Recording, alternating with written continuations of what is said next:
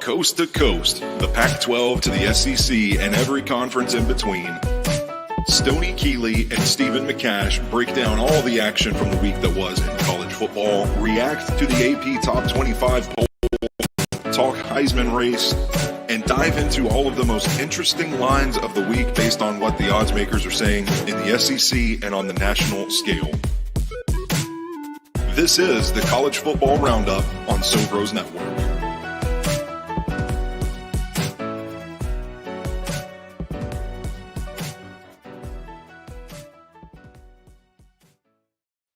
Welcome back for a brand new episode of the College Football Roundup for the 2024 season right here on Sobros Network. Mine's right, ass is tight as we tackle today's episode for you. Week 8, well, I shouldn't say week 8, episode 8 of the 2024 season here for us on the College Football Roundup. It's your host for the show, the EIC at Sobros Network, Big Natural Stoney Keeley.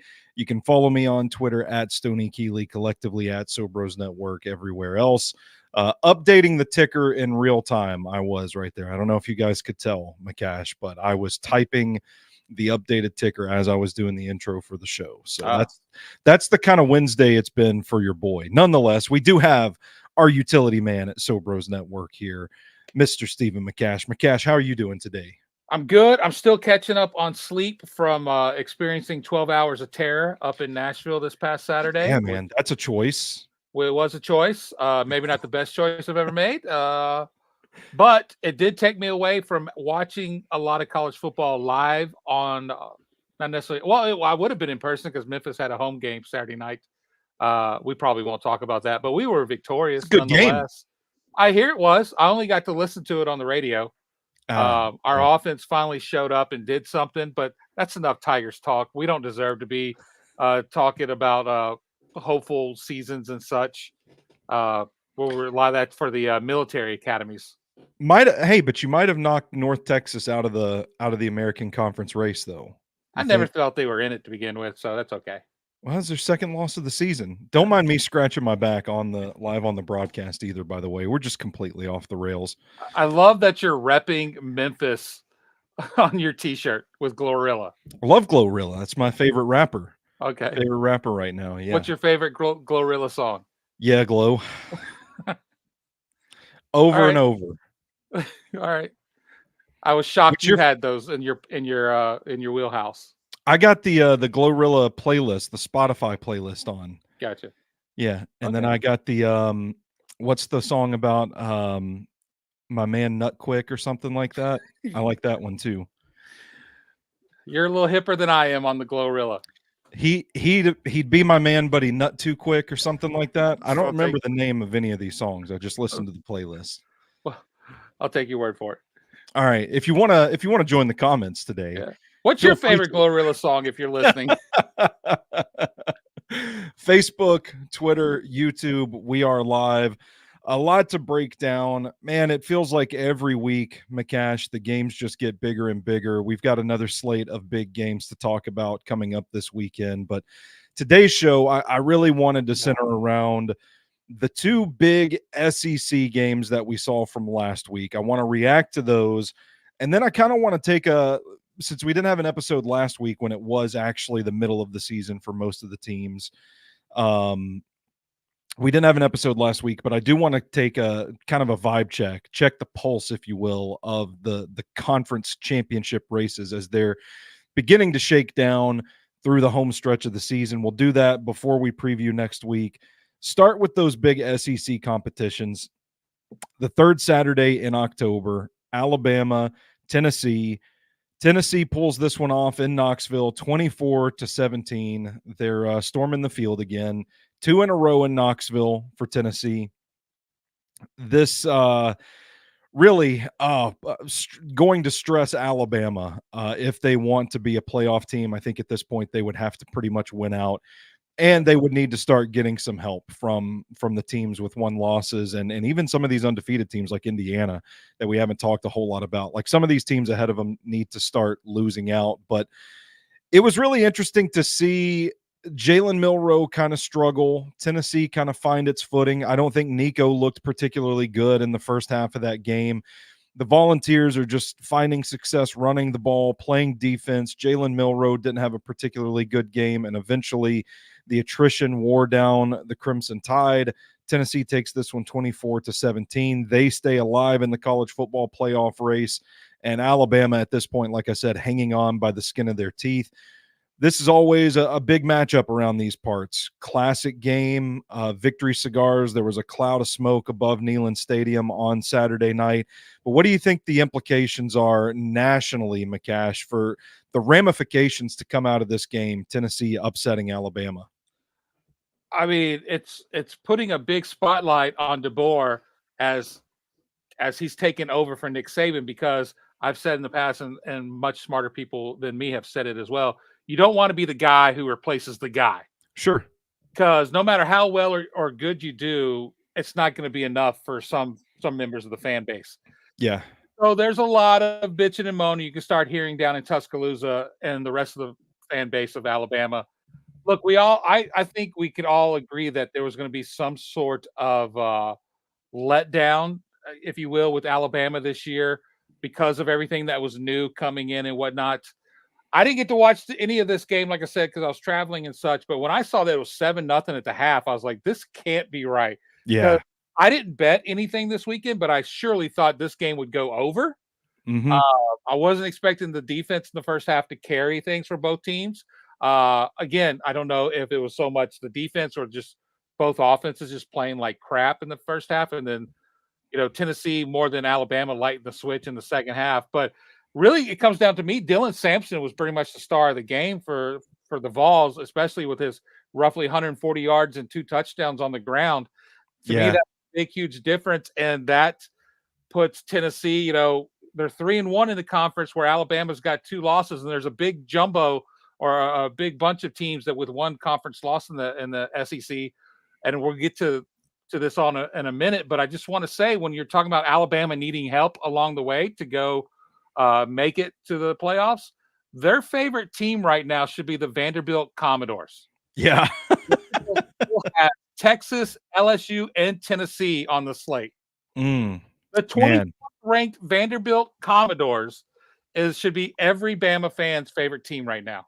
Yeah, absolutely. You want to make that loss look as good as you can, and they obviously still have the chance to spoil the seasons of some of the opponents. I think it's interesting that you bring up the expectations part of this conversation when we're talking about Alabama, because it's something that Nick Saban, I don't want to say sounded a little salty, but when he was still the head coach of Alabama, there were seasons when he kind of, you don't come out and tell the fans you're wrong, you're stupid, all that stuff. But I felt like Nick Saban hinted at times, hey, we need to chill with these expectations. It's kind of unreasonable to expect this program to win a national championship every year, or the whole season's just a total wash, a total bust.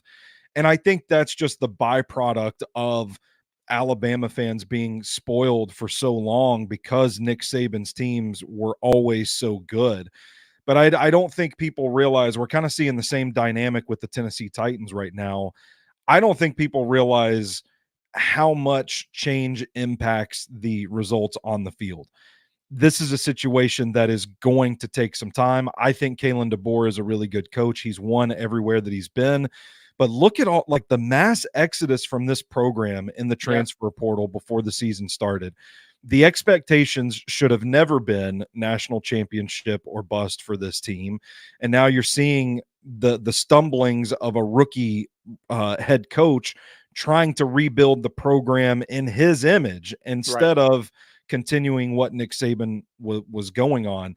I like Kalen DeBoer. I think some of the calls for his job right now are a little ridiculous because I don't think anybody could have stepped into the shadow of Nick Saban and performed well this season, especially given all the talent that left this program with Saban.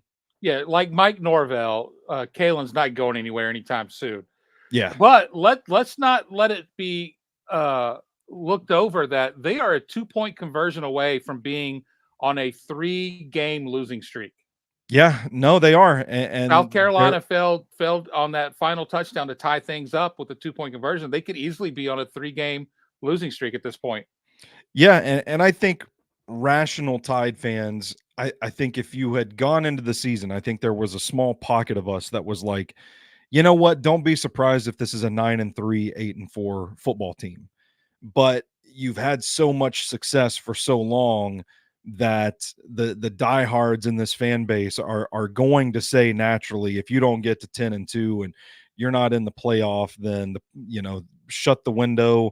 The dynasty's over. This is we need to start rebuilding for the future. And I just don't think it's fair. I like Kalen DeBoer. Like I said, I'm not saying that he's going to be the Alabama head coach 5 years from now, but I think at this point in the season, I think it's a little soon to give up on him. Meanwhile, Yeah.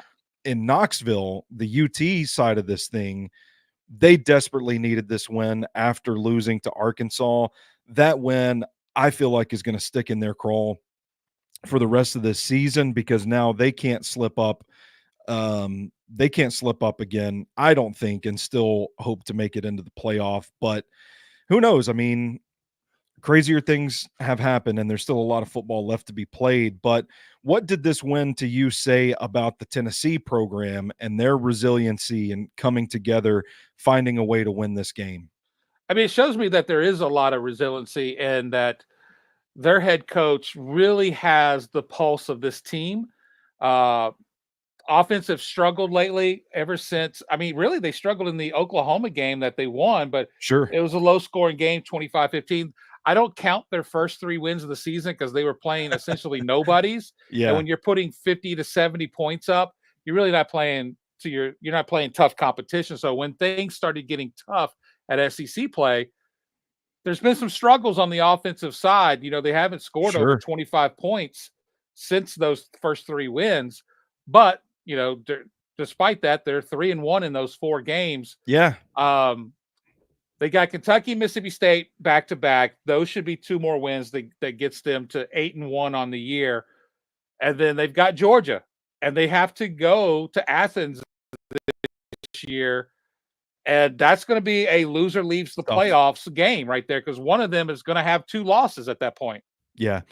Yeah, and there's no division in the SEC Nope. this year, so it's just the top 2 teams. You can't, whereas the path before was like, oh, if you can just beat up on Kentucky and South Carolina and Florida in the East, yeah, you're going to get to the SEC championship, and that's not the case anymore. But I agree with your point that Josh Heupel, I think, doing a fantastic coaching job with his staff up there, because the offense does look a little clunky. This does not look like the Hendon Hooker Volunteers taking the field, but they've got a good defense. They've got a good run game, and Heupel is leaning on that and getting the most out of his guys, where they're still pulling out these wins, and they're still in the SEC championship race. So a big deciding game in the conference race. I know people in Knoxville are going to be happy about this one for a while, but listen, this is 2 out of the last 3 that Tennessee has taken over Alabama. I think, it's safe to stop storming the field and ripping the goalpost down. Act like you've been there. Yeah, that's where we are. Let's talk about Georgia, Texas, because the Georgia Bulldogs just, physically assaulted the Texas Longhorns 30-15. I don't think that the game was as close as that final score would indicate. The viral photo of Arch Manning and Quinn Ewers on the sidelines just looking like they've gotten their shit kicked in has been going viral this week.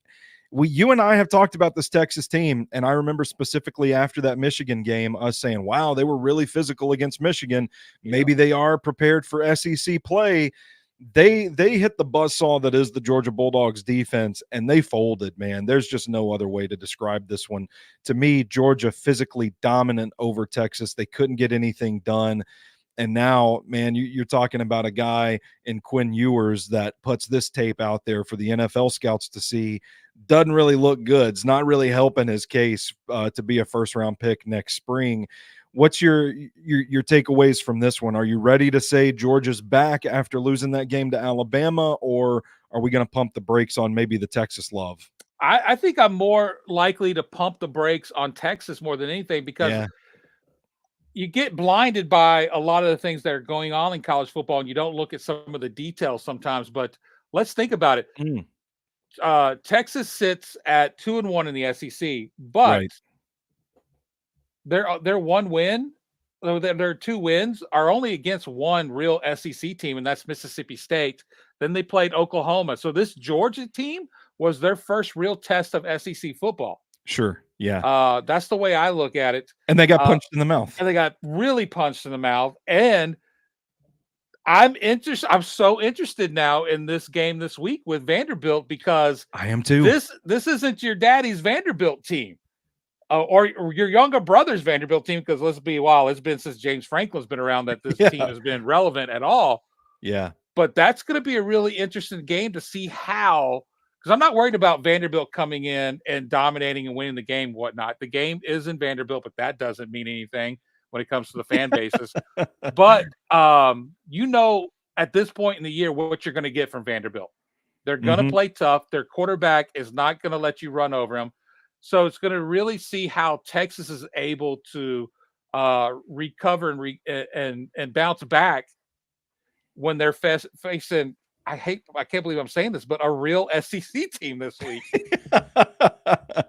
Yeah, they're stacking games against legit SEC opponents, and this is where you want to see how they respond, and can they, after going into that bruising street fight against Georgia, like, can they get back up and continue the fight against the Vandy team that is scrappy as all get out? They're going to score some points. They're going to run all over the field. I mean, this is I know people are saying it's the bounce back spot and Vandy's going to be exposed, but I'm telling you, the way that this Vandy team plays, the heart that they're playing with right now, I don't think this is going to be a rollover and play dead situation. I think Texas is going to have to lick their wounds pretty quickly. And Vandy's playing with house money. Yeah, they are. They only need one more victory to be bowl eligible. And they have several chances on through the rest of their schedule to get that one victory. And we got Eddie in the chat, big Vandy fan. # Pavia for Heisman. Vandy by Fitty. Book it. There we go. All right, McCash, let's take this opportunity. If the season ended today, I'm going to run through what the current conference championship matchups would be. We'll talk about some of the dark horses on the outside looking in, and ultimately say whether or not these are the 2 best teams in the conference right now. Let's start with the American. Army and Navy. Now, how does that sound? An American Conference Championship between Army and Navy. Both of these teams are undefeated. Army's quarterback just hung 6 touchdowns on whichever poor soul they played on Saturday. These 2 teams are legit. It's fun to watch their brand of football. It's like a throwback to a bygone era. 2 teams that seem like they are destined for a collision course for an American championship. I think you still have to answer for the Memphis Tigers on the outside looking in, and Tulane is still lurking around.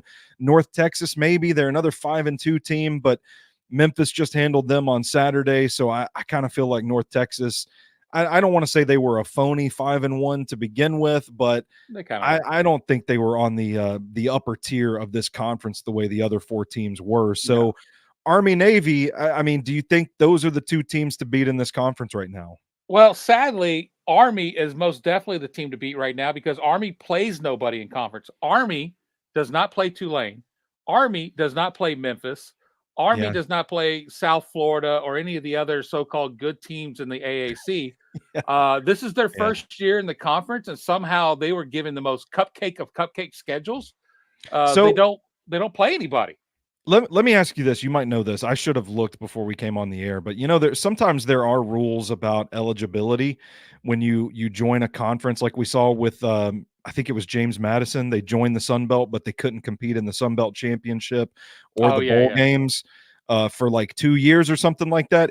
Do you know if that's the case with Army, or are they going to be in the championship? They'll be in it. I think that was just how whatever the conference that is, Sun Belt or whatever.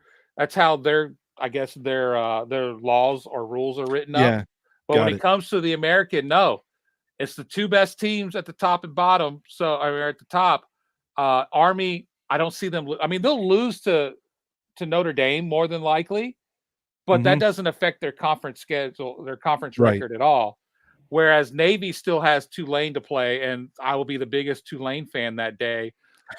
For Memphis or even Tulane to make it into the conference championship game, we need essentially Navy to lose twice. Yeah, because they Here's have the the issue. tiebreaker. Here's the issue. Army and Navy play each other as they have for 100 years, but that's the week after the conference championship. Yeah. So here's the other deal, and a lot of people don't know this. The Army-Navy game does not count as a conference game. I was going to ask how they could justify having that after the championship, and that's how it doesn't count. It's like when Arizona and Kansas State met earlier in the season. Everybody got together and said, we can't find different opponents for these guys, so we're just going to strike it from the conference record. And that's kind of what's happening with this Army-Navy game, huh? Yep. When Army came on board to join the conference this year, them and Navy came together and said, we don't want to move this game. If that's our Saturday, nothing else happens really on that Saturday. It's ours. We're not going to budge from it. So then the conference and the two schools came together and said, okay, you'll have that game, but it will not count as a conference win or loss. There you go. Which I think is bullshit. I'm with you, man. It's got to count. It's two conference. Yeah, we're on the same page there. So Army, Navy, Tulane, Memphis. Can we at least agree that the American is probably a 4-horse race right now? Yeah, it's a 4. I mean, really, I'm going to say a 3-team because I'm already going to take my magic marker and write Army in because other than the Notre Dame, they're not going to lose to anybody. Yeah. It'll be Tulane, Memphis, and Navy to fight it out. Navy still does have South Florida and Tulane on the schedule, who I think one of them could easily beat them. I'm hoping both of them can. Rice is not going to do it. East Carolina, they've played better, but they're scrappy. They're scrappy. I'll give them that. So, and it's at Greenville, so who knows? I need 2 losses from Navy because Memphis is running the table the rest of the way. There we go. The ACC, Clemson, who seems to be getting right, playing some good football right now, undefeated Miami with Cam Ward at the helm. That would be your matchup today. On the outside looking in, I mean, this just feels like bizarro land right now. SMU, Pittsburgh, Duke, and Syracuse are within earshot of the ACC championship. I think this is pretty cut and dry, in my opinion. Clemson and Miami clearly look like the 2 best teams in this conference. I think ultimately those are probably the 2 teams that will meet for the ACC championship. How do you see this race shaken down, and do you give any credence to any of these contenders on the outside looking in at this matchup? I got to go with Miami. Is pretty much just go ahead and pencil them in with magic marker, not a pencil. Clemson, they're already 5-0 in the conference, which it's wild. Out of 7 games, they've already played 5 conference games. But they do have Louisville and Pitt and South Carolina to come up. Now, South Carolina hasn't been great this year, but it's a big rivalry game at the end of the year. So who knows with that? My dark horse, I would have to go with SMU. They barely lost to BYU on the second week of the year, and I think if they got a rematch with BYU, it might be an even more entertaining game than the first one was. So if Clemson was to stub their toe, or even Miami, I would say SMU would take the other's place. Yeah, I really want to. I'll say this: I've watched a little bit of Pitt since we've last talked, and I'm coming around on them being a pretty interesting team. I don't know that they're ready to really rise up and contend for an ACC title. I really want to say Duke. I like their defense quite a bit. I think Manny Diaz has done a tremendous job in just picking right up where Mike Elko left off when he left for Texas A&M. I watched Duke against Florida State on Friday night. Man, I think their defense is legit. It's just a matter of whether or not they can come up with the offense to hang with some of these programs. And I still just see this as a sizable gap between the Dukes and SMUs and Pitts and the Clemson and Miamis right now. So that's the only difficulty I have getting to that spot. But I think, gun to my head, if you were going to ask for one team out of this bunch that could really spoil that Clemson-Miami ACC championship, I think I probably would say SMU. Well, I agree with you on SMU, but Duke does have SMU and Miami in back-to-back weeks starting Saturday. So we're going to see it start sorting itself out. Yep. Time to cannibalize. In the Big 12, we got a couple of undefeated teams, BYU and Iowa State in the lead in that race, just like everybody drew up. Everybody thought that these two teams would be the unbeatens in the Big 12.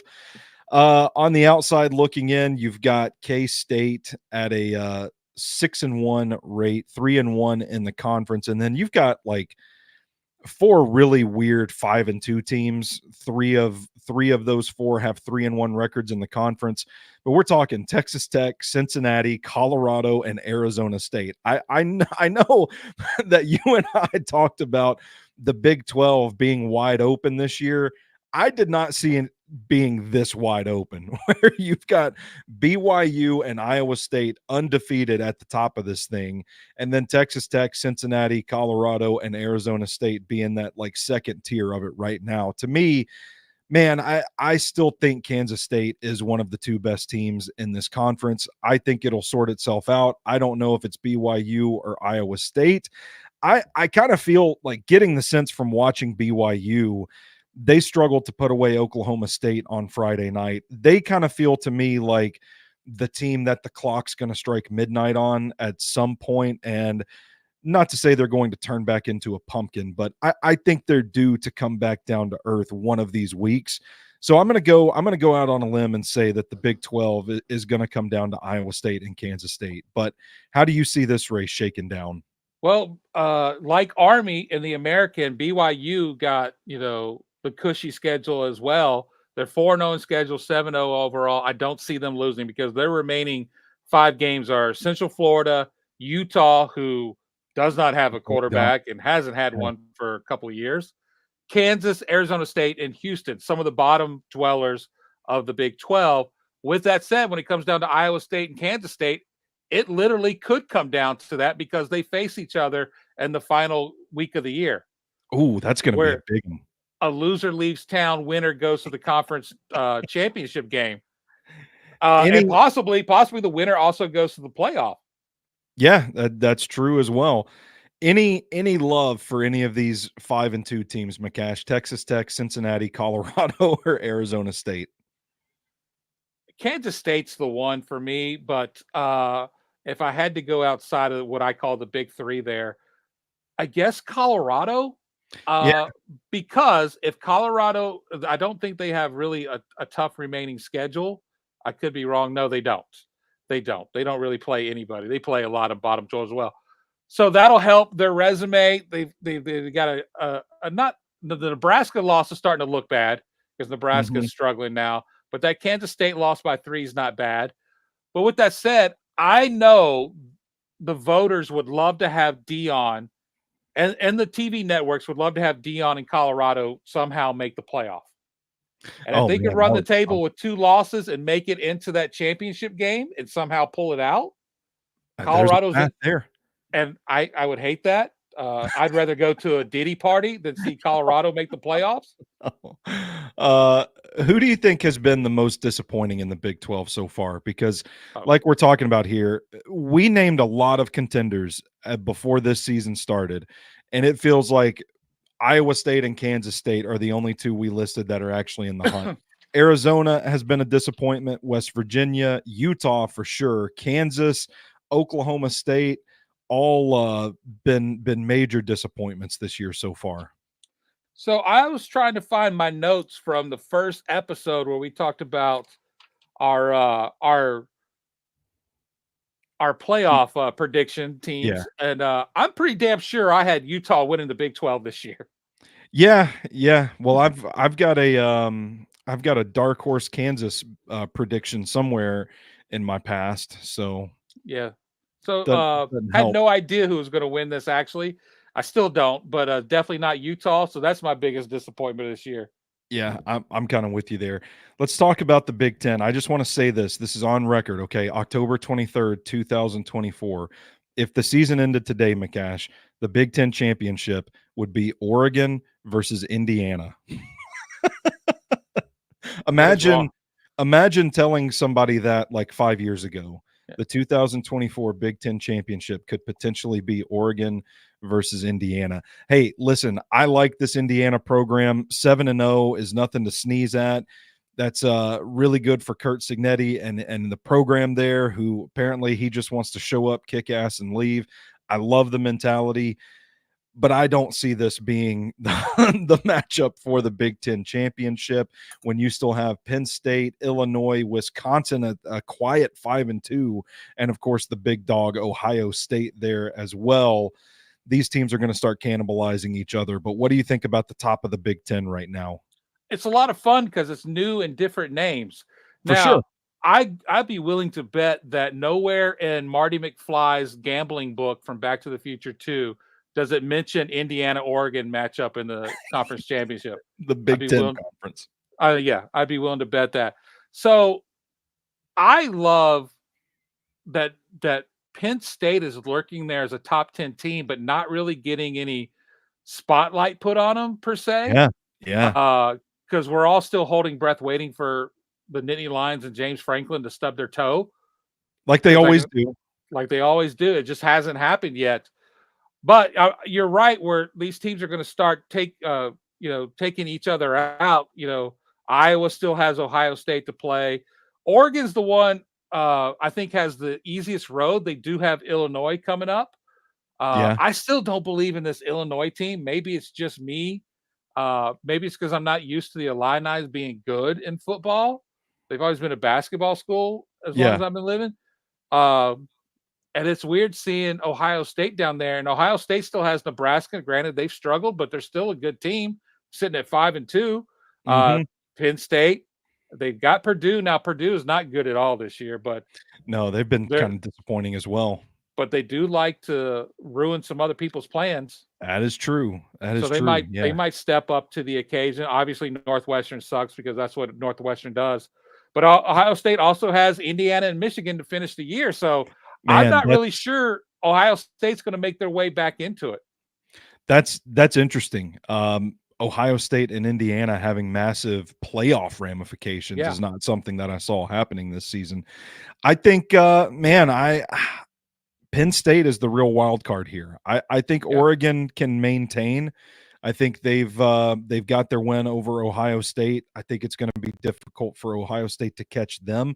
And then the race kind of becomes who out of Penn State, Ohio State, and I'll throw Indiana in there for fun, who's going to arise out of that bunch to take it. And you're right. I think like Penn State is sitting there at number 3 in the country right now. And they are the quietest number 3 ranked team in the country that I can remember for quite some time. Hell, 3 out of the top 4 teams in the AP poll are in the Big Ten. So I think this is going to be a really fun race to watch. I think ultimately, man, it's hard for me not to lean an Oregon-Ohio State rematch for the Big Ten championship because I'm waiting for the wheels to fall off for Penn State. I think Indiana is going to lose a couple of these games down the stretch.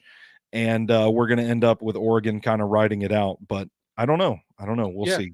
I will say before we move on that Penn State has to travel to Wisconsin this week to take on Wisconsin. And then next week, they have number 4 Ohio State coming into Pennsylvania. So there is a possibility of them looking past the Badgers and that slip up happening Saturday night.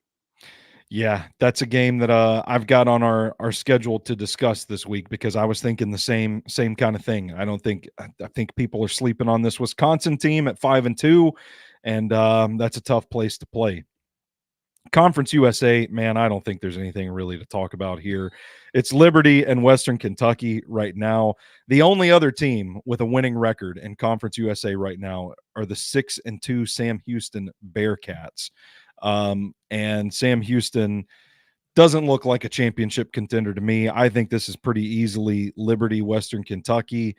I'm willing to bet on it. Like, let's just wrap the Conference USA race up and let these teams go into their offseason already and start getting some rest because it might as well be over. Any thoughts on Conference USA? I'm not going to write off Jacksonville State just yet. Okay. Because they lost their first 3 games of the season, and they've gone 3-0 since they got into conference play. They're 2-0.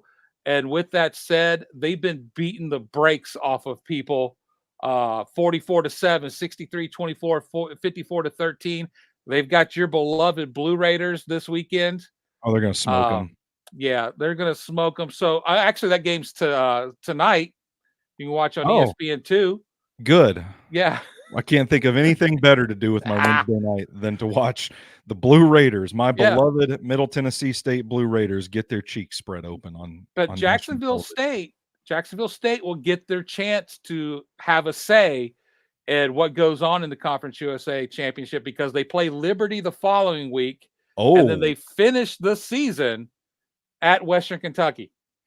So there's still football to be played in Conference USA. We'll let them keep playing then. We're not going to close the book yet. That's the most I've researched and talked about Conference USA since Memphis was in it.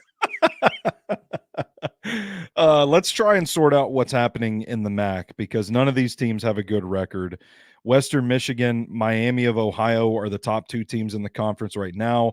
Buffalo's been a pleasant surprise. Toledo has been Toledo. Eastern Michigan's in the race. Ohio's in the race. And then Northern Illinois, who is 4-3 after upsetting Notre Dame back in the second week of the season. I mean, man, you get that game and you can't capitalize on it after that. It has to be disappointing for Huskies fans. But what do you make of this, McCash? I mean, this conference is all over the place right now. There's like 8 teams that are still technically in the hunt for this thing. My first note says the league nobody wants to win. That's what it seems like. Yeah. So it comes down really, you got Western Michigan and Miami of Ohio sitting at the top right now. I do think the Buffalo Bulls, I about said Bills, the Bulls are a team that's going to kind of ruin some things because they do play Ohio. They do play Eastern Michigan, who are okay teams in the conference. Mm-hmm. They're both 2-1, but they don't play Western Michigan or Miami. They may have already done it for all I know. I didn't really look in. Oh, no, I didn't look at their past schedule. But what they do have coming up is Akron, Ball State, and Kent State, who collectively are 3-18 on the season. So I think when it's all said and done, Buffalo may be in there to rile things up to see who goes to the MAC championship game. And just in case you're wondering, you're listening at home, Steven, Stoney, there's all these teams bunched together. What happens if there's a tie? I have looked up the 2024 MAC football championship game tiebreakers. And if 2 teams are tied in the MAC standings, conference games only, the following steps will be taken until a determination is made. First, head-to-head competition between the 2 tied teams. If they're still tied there, we go to the win percentage versus all common opponents. Okay. Heaven forbid there's a third tie. Then we're going to the win percentage versus common opponents based on their order of finish and proceeding through other common opponents based upon their order of finish. Now, there's no way there could be a tie after that. But hear me out. If there is, we have combined conference win percentage of conference opponents. I'm reading words and sentences, and I don't really understand what they're telling me. And then we have 2 more ties. If that's still tied, then the tied team with the higher ranking by the team rating score metric provided by Sports Source Analytics following the conclusion of the regular season games. Whew, that took a lot. And then the last one is, if everything's still tied after that, the commissioner draws a name out of a hat. Oh, man, I would love that so much if we got an old school drawing a name out of the hat to see who's playing for the MAC championship. I don't know. I mean, the way things are jumbled up right now, it could come to that for all we know. But I'm with you. I think Buffalo is a dark horse in this race. And then I like this Toledo team as well, just experienced. I feel like they'll eventually kind of pull ahead. I'd like to see the way that Northern Illinois plays defense. I'd like to see them kind of get a crack at it. But this really could be anybody's ball game, this MAC race. Let's talk about the Mountain West. UNLV versus Boise State would be the matchup today. I think personally, McCash, my opinion, those are head and shoulders the best teams in the Mountain West right now. Those are the top 2. We're going to get a preview of this matchup on Friday night as they face each other. I still think they're going to be destined for a rematch in the Mountain West because everybody else is playing catch up. Don't sleep on the 5-2 San Jose State squad. I think they're pretty good, but I think UNLV and Boise State are on a different level right now. Anybody outside of those teams that we mentioned that you want to include in the conversation? No, I was going to give love to the Spartans of San Jose State. They've been good. They've won me some money this year too. But you beat me to it. I just think that Boise State is destined to make the playoff. I really do. Yeah. And I will say that if Boise State gets the win, which I'm thinking they are, and then they run the table, get the rematch against UNLV, or maybe face a San Jose State team, I think they'll win that again. And then at that point, I think there's a damn good shot that the Mountain West champion takes that 4th seed in the playoffs and bumps the Big 12 to the 5. That would be wild. That would be wild. But I mean, there's a scenario in which that happens. Yeah, you've laid it out there. Those Big 12 teams are going to start beating up on each other, and they'll start falling in the rankings while Boise State and Ashton Genty keep running up the field or up the polls. Man, that's crazy. Nobody's talking about that. But like these Big 12 teams, even the undefeated ones, I don't think have been particularly impressive in the same sense that Boise State and Ashton Genty have been impressive. That would be something, a sight to behold there. Speaking of a sight to behold, the SEC's current matchup for the championship would be Texas A&M and LSU. No Ole Miss, no Alabama, no Georgia, no Tennessee, Missouri, Texas, Oklahoma, none of the teams that were in the discussion. We're looking at Texas A&M and LSU right now. I will say I think Texas A&M is I think they could play spoiler this season, and the way it's looking right now, if they keep playing spoiler, they're going to find themselves in the championship game. I don't know that I would say they are one of the best teams in the conference right now. I still like Georgia. I still like Tennessee. I still like Texas and Alabama until proven otherwise. But LSU, to me, is the team that I'm not really believing in right now. And I think there's a good chance that both of these teams are on the outside looking in come that first weekend in December. How do you see this race shaking down? I don't know who's going to finish as the top 2, but I do not believe it's either one of these 2 teams. Yeah. You talked about LSU. LSU still has the A&M game this weekend. Mm-hmm. So this is our preview of the supposed SEC championship game. But then they also have Alabama. I love saying this because it's a ranked team. They still have Alabama and Vanderbilt. Go. I know. And also Oklahoma. I'm not counting that Florida game because that doesn't count this year. But that Oklahoma team, I mean, they're not having the best first year in the SEC, but they're still going to be a tough out for LSU. Yeah, for sure. Can we say it? Can we say that Vanderbilt has a shot of getting to the SEC championship? Hell yeah, they do. Are we taking things too far? I think if they win out, there might be a tiebreaker scenario that keeps them out. Like, because Texas and Georgia probably would, and even Tennessee. Well, they would, if they went out, they beat Tennessee and they beat Texas as well. What am I saying? So Texas would be out. Tennessee would be out. Shit. If they went out, dude. I know, that's what I'm saying. Like I hope they win. I hope they win on Saturday so bad. I want to keep this thing going. I really want to keep the Vandy train rolling. I know. I'm all aboard. Anchor down, baby. I think gun to my head, this might be controversial. Shit. I don't know, man. I want to say Georgia and Tennessee, but they play each other. So one of them is going to have a second loss. And I don't buy Missouri. I don't think Alabama is going to be able to get back. You know what? Maybe it'll be Georgia and Texas A&M for the SEC championship. I could be. I don't believe in Missouri either, but after the Alabama game this week, they play nobody.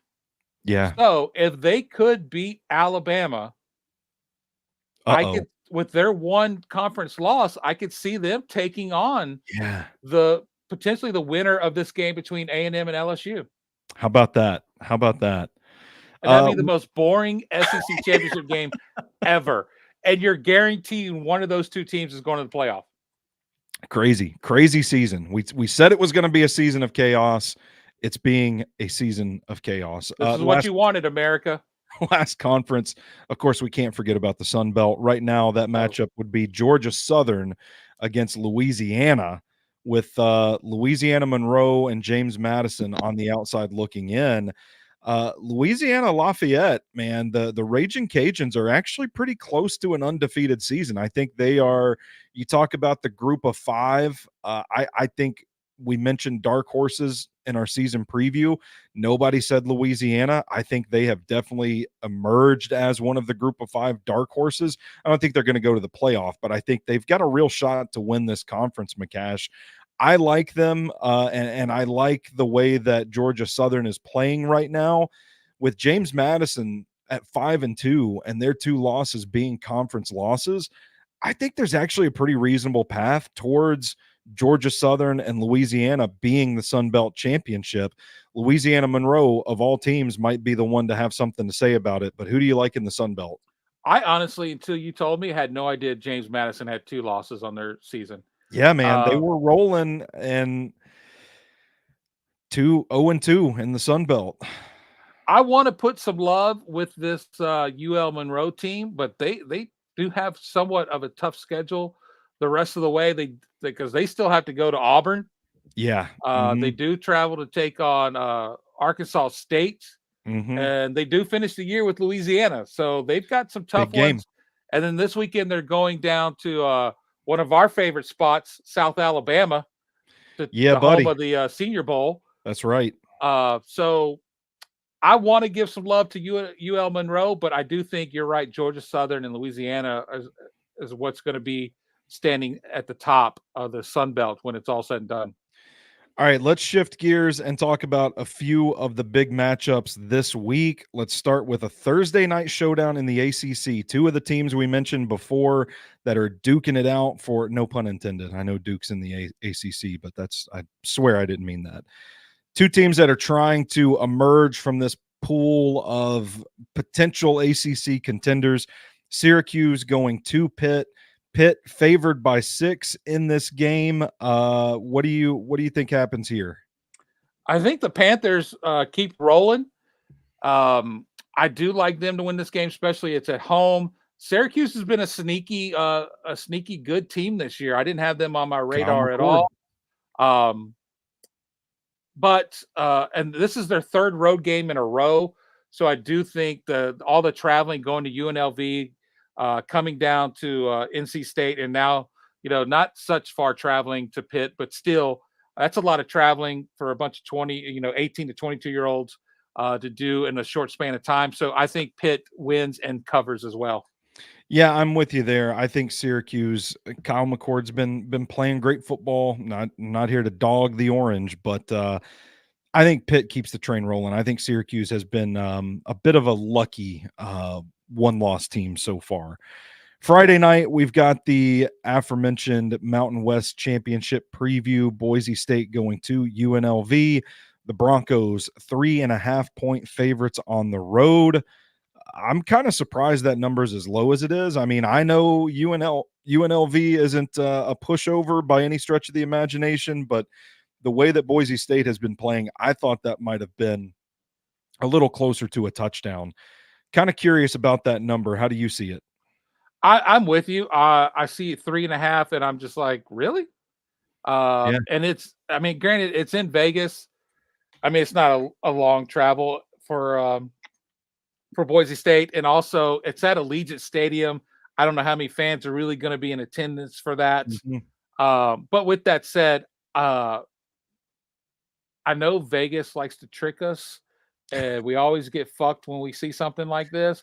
Yeah. But I'm backing the dump truck, money, cash cow, whatever you want to call it, on Boise minus 3.5.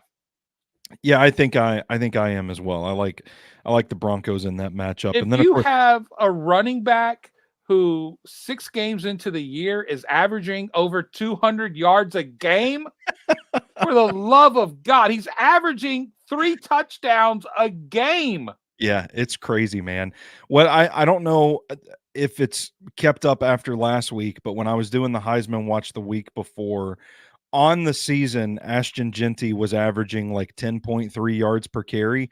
So every time he touches the ball, he's getting a first down. Right now, it's 9.9. Okay, so it's dipped a little bit. A little bit. But still 9.9 yards per carry. Like just about every time he touches the ball, he's getting a first down. Let's say this. I think Boise's going to run the table and they're going to go undefeated. Maybe they do lose this week, but then they run the table and they get revenge against UNLV and they go to the playoffs.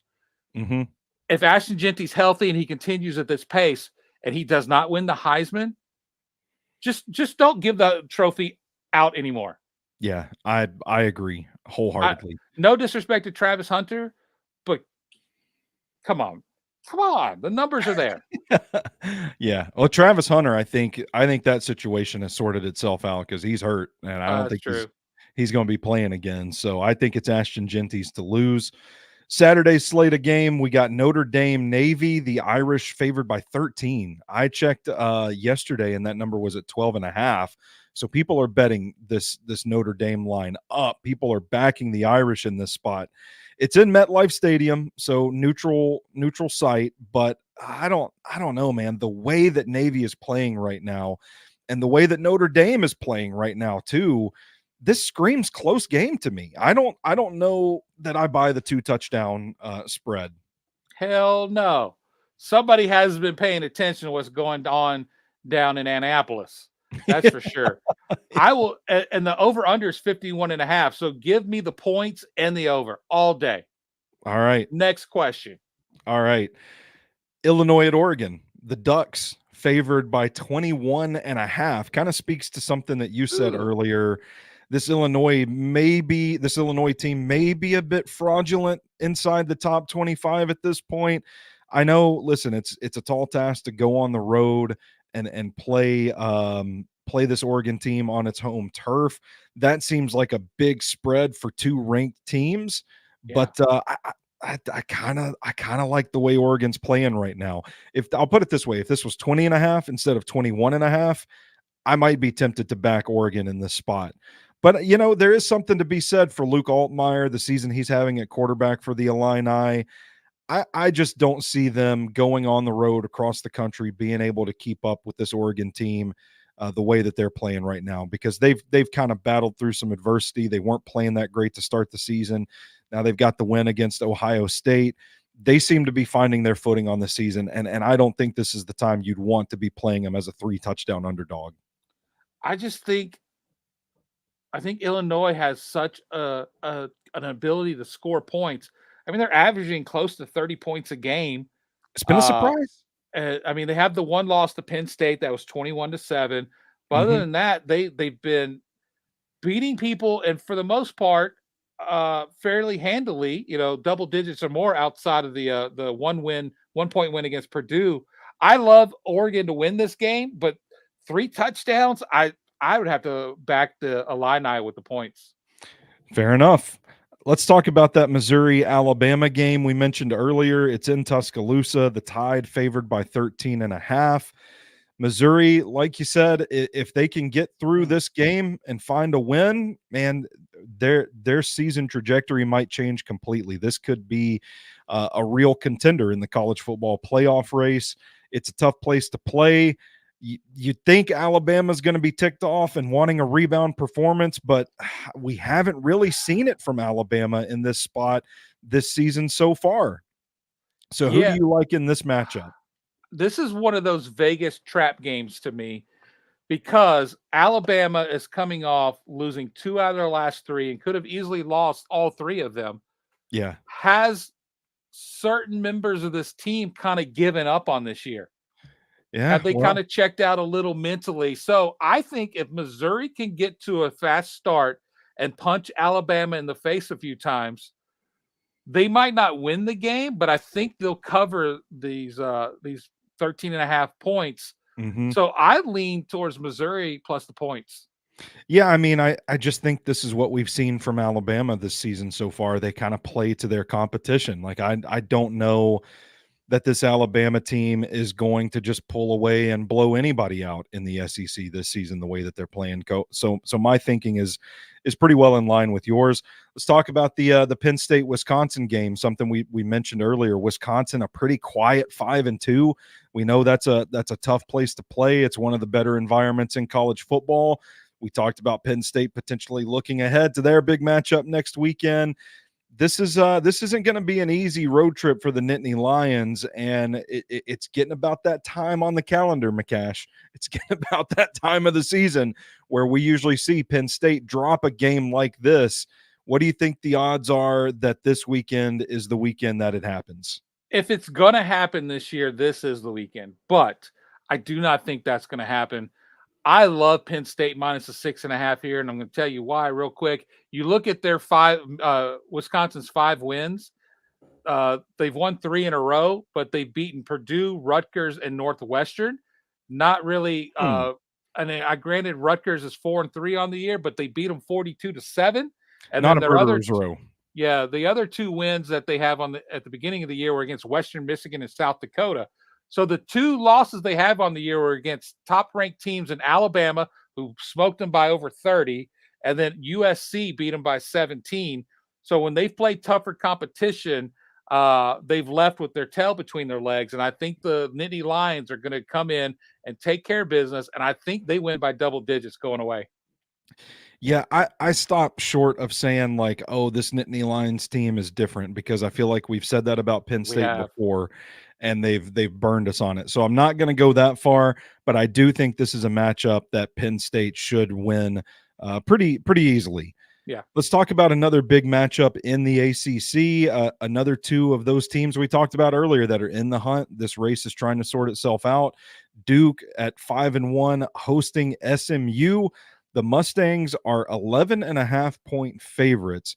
Now, when you look at that number and you look at the records, you probably think that's too much. But like I said earlier, Duke kind of having trouble on offense. They've got a strong defense, but I don't know that they would be able to necessarily score the points to hang with SMU. I don't know about that number, but I like SMU to win this game. What's your read on this one, McCash? I'm right there with you. I love SMU in this game. That's a lot of points, but it's hard for me to say that Duke's not a good team, because their only losses to Georgia Tech, who's been a pretty good team this year. They came out strong with that Notre Dame win, and then kind of not Notre Dame, but Florida State win. But who hasn't beaten Florida State this year, to be honest? Fair enough. They really haven't played anybody tough on their schedule compared to the tougher schedule that the SMU has. So I like SMU in this game, but I probably would stay away from the points and just play the money line on this one. I'm with you. I think that's the play as well. All right, we got 2 big SEC matchups left to talk about. LSU at Texas A&M. The Aggies are favored by 2.5 in this one. Me, McCash, I think the Aggies are hot right now. I think they're playing great football, and I like them against LSU. Brian Kelly gonna Brian Kelly. Fair. Since it's in Texas, it's at Texas A&M rather. I give them the slight edge as well. They're only 2.5-point favorites. I think that's what it was. And then, it's hard for me to want to go against an LSU team, especially one that's undefeated in conference. Yeah, but both teams are undefeated since the first week of the season. Yeah, that's what has me struggling here. They're both playing at high levels. I mean, LSU's coming off 2 weeks ago with that big win against Ole Miss, and they didn't look past Arkansas. They beat them by 24. So I think I'm going to go the opposite of you, and I'm going to lean towards LSU taking the Tigers. There you have it. That's the first one we've disagreed on this week, I think. The last one, obviously the biggest game of the week. Texas coming to Nashville. Texas coming to Nashville. They couldn't have game day in Nashville, Tennessee this weekend. Come on, ESPN. Vanderbilt hosting the Texas Longhorns. Texas favored by 18.5 in this one. This is where we kind of find out where this Longhorns team is from a mental toughness standpoint. Are they able to bounce back from that Georgia loss and get the big win in Nashville, McCash? Man, I'm riding the Vandy train until the wheels fall off. Yep. I I mean, we talked about it the last time out. They are just moments away from being undefeated this year. They got the double overtime loss to Missouri. They had no business losing to Georgia State or Southern, whoever it is that they lost to. It was Georgia State. Yeah, I'm not going to count those 2 losses against them. Looking at this matchup and whatnot, if Texas would have beaten Georgia, I think I would have liked Vandy chances more. I'm with you. Because they wouldn't have such a chip on their shoulder to right a ship or whatnot, and Vandy would still be able to catch them off guard, basically. Even though you shouldn't at this point, since they beat Alabama and have played well since. But with that said, I know it's not going to happen, but I'm taking Vandy anyway. I'm taking Vandy too. I think this is going to be a shootout. I think it's going to be a fun offensive matchup. And Diego Pavia, man, I'm not counting that kid out the way that they're playing right now. That's all I've got for this week's show. And I need to shut this stream down because I'm about to crap my pants. So we got to pulling a McCash. Pulling a McCash. We got to get out of here. Follow him on Twitter at MC_Cash75. I'm at Stoney Keeley, and we're at Sobros Network. Every other social media platform, SobrosNetwork.com. We will catch you We'll catch you next week for another episode of the College Football Roundup. Until then, you stay classy, college